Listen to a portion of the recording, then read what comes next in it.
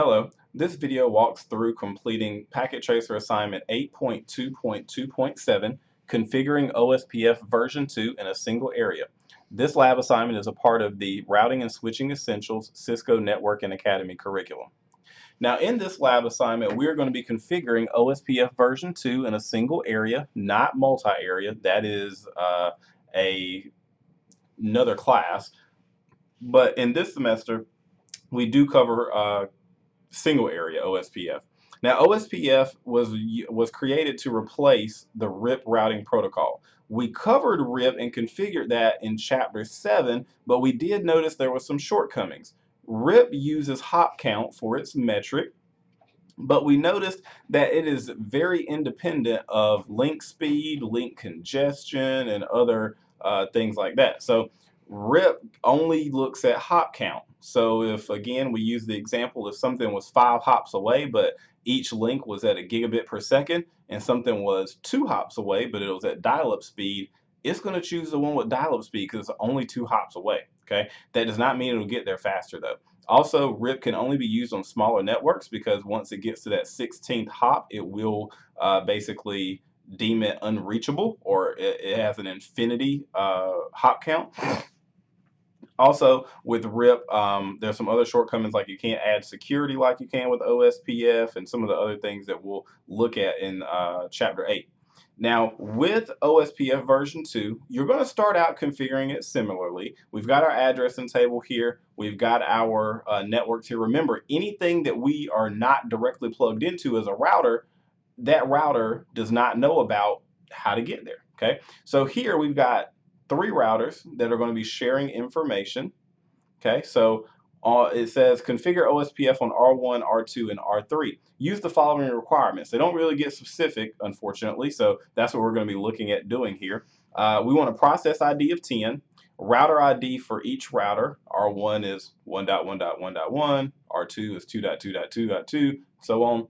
The network address for each interface, okay, and the LAN interface set to passive. Okay, do not use the default keyword. Okay, so let's go to R1 first and look at how we would actually configure that. I'm going to zoom in here.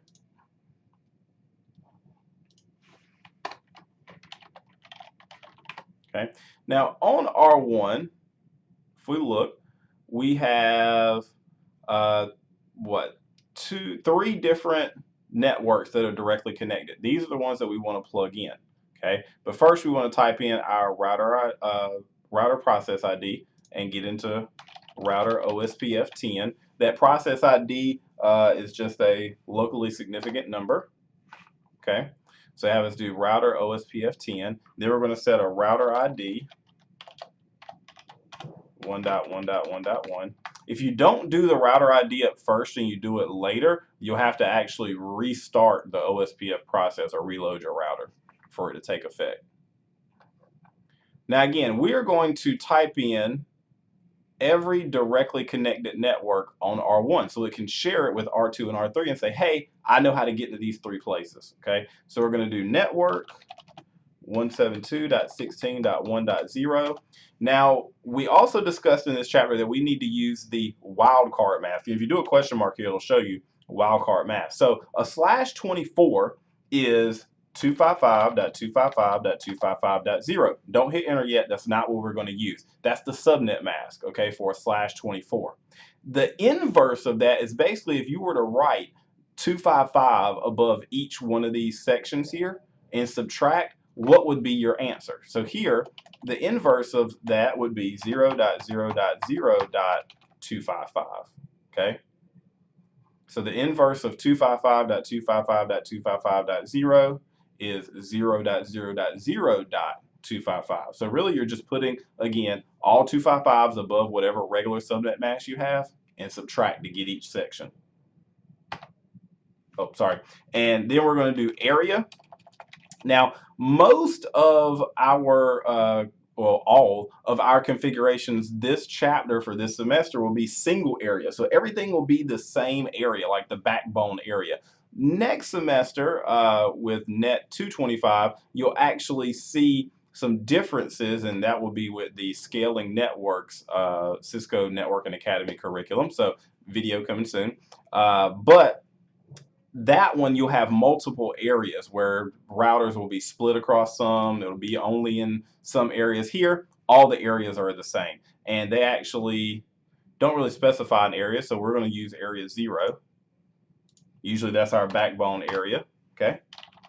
Then we do network 172.16.3.0. Now this one's a /30, so that's 255.255.255.252. So again, if we put all 255s up there and subtracted, we would get 0.0.0.3. That is the wildcard for a /30 address. Sorry, subnet mask. Then lastly, we've got this network here that R1 shares with R3. So we'll do network 192.168.10.4. And it's also a /30. So we know that it's 0.0.0.3 for the wildcard mask. Okay. Lastly here, we're going to set the correct interface to passive. So we talked about routers want to share their routing updates with other routers.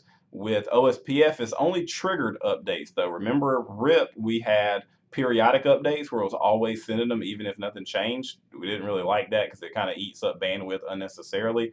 But with OSPF, it does trigger, but we also don't want to unnecessarily send it to a PC or a switch. So we're going to do passive dash interface, and the interface that R1 has right here that goes to the LAN is G00. So we put passive interface G00.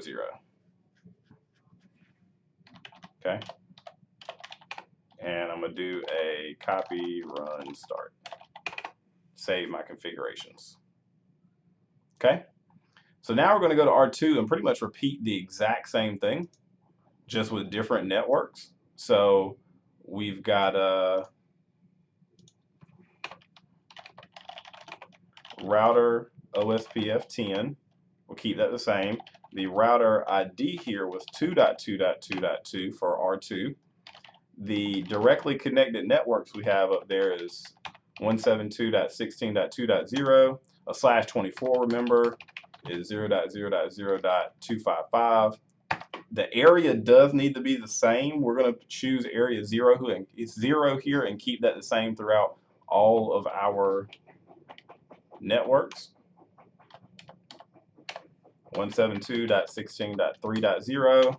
It's a /30, but the inverse of that is 0.0.0.3. Now I know we've already entered this route technically, or this network in on R1, but we also got to do it on R3 because R3 knows how to, sorry, on R2. R2 knows how to get there as well.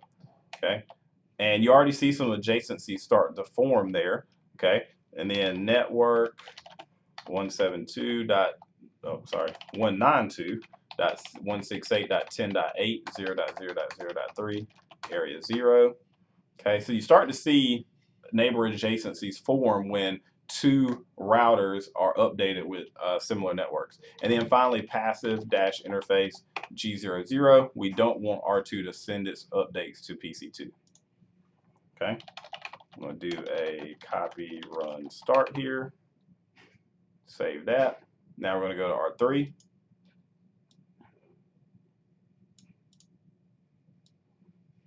Let's move it on this side. Oh, that ain't gonna work. Okay, so we'll have to move it again. Go into configuration mode. We'll do router OSPF10, router ID 3.3.3.3, network 192.168.10.4, 0.0.0.3, area 0, network 192.168.10.8, 0.0.0.3, area 0.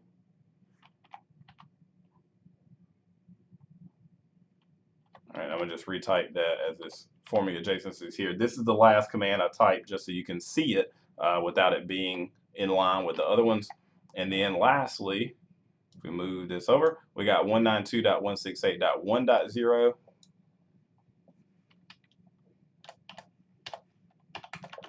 0.0.0.255 area 0. Passive dash interface G00. Okay, so that puts all of our networks in there. Now let me do a copy, run, start. All right, and if we do a show IP route, we should see some networks it starts to learn about from OSPF. That's what that O at the beginning of the line is for. Remember, C is for directly connected. How it learned about it, the administrative distance of 110. Same thing for R1.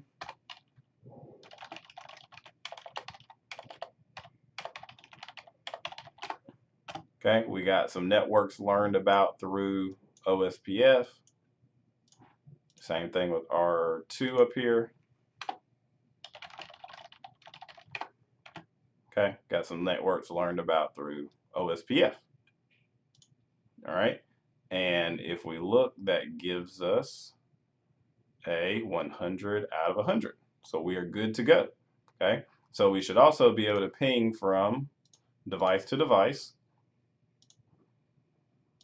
First time it says failed. If you refire it, we get a successful. So you can try that from device to device. You see the route and update table has been updated and shared, so it converges a little bit quicker. And that is how you configure OSPF version 2, which handles IP version 4 addressing. We will learn in the next lab to configure OSPF version 3, which is for IP version 6 addressing.